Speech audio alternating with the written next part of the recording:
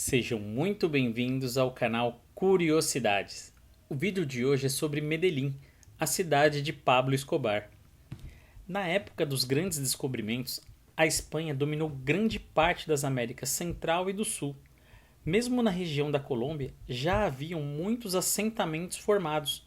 Foi quando o colonizador espanhol Francisco Herrera Campuzano avistou o belo vale onde está situada a cidade e fundou São Lourenço de Aburrá, o primeiro nome do local. Somente 60 anos depois, em 1675, a rainha Mariana da Áustria alterou o nome para Nossa Senhora da Candelária de Medellín e o nome permaneceu até hoje. A razão para essa alteração foi que um absurdo decreto foi assinado pela coroa, obrigando a separação entre índios, espanhóis e mestiços na cidade. Com isso, foi erguida uma igreja com o nome da santa e toda a cidade passou a ser conhecida como Medellín. A região ganhou importância por um motivo inusitado. Apesar de cidades vizinhas possuírem minas de ouro e por conta disso atraírem milhares de trabalhadores, era Medellín que fornecia comida para essas cidades. E em determinado momento, os grãos estavam valendo mais do que o ouro, pois a demanda era realmente imensa.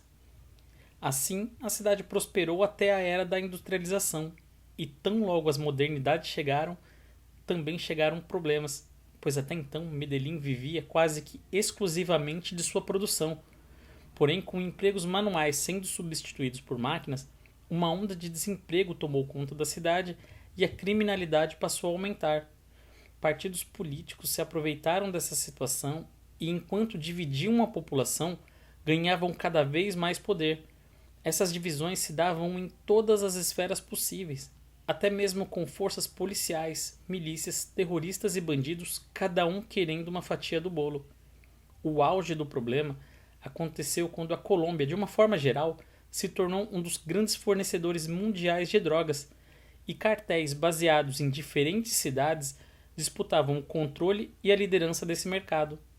Foi em meio a esse cenário violento que surgiu Pablo Escobar, um traficante que obteve tanto sucesso financeiro que sua fortuna ultrapassava o PIB de grandes países. Todo esse dinheiro era usado em parte na cidade para a construção de creches, quadras, etc.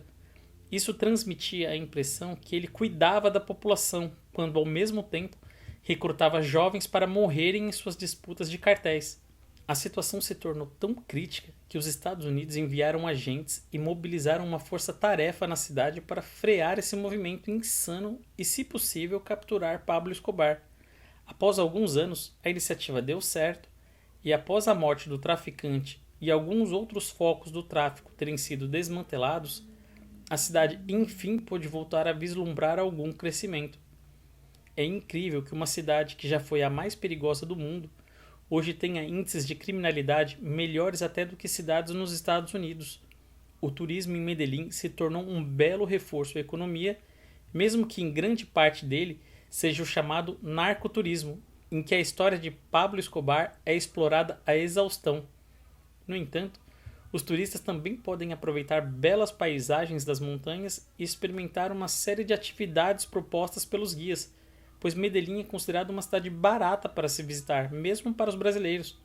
O metrô na cidade contribuiu muito para o acesso aos diferentes distritos, os bondinhos propiciam vistas panorâmicas incríveis e a cada canto, apresentações de dança, grafite e a deliciosa culinária colombiana encantam visitantes do mundo inteiro. São mais de 40 galerias na cidade, museus e exposições. O principal esporte em Medellín é o futebol, com 2 times sempre participando de competições internacionais e dividindo a cidade entre suas cores. A região é um exemplo de que, por pior que seja a situação, sempre há saída. Essa foi a história de Medellín, uma cidade totalmente vinculada ao tráfico, mas que também pode ser apontada como um exemplo de superação. Muito obrigado e até o próximo vídeo.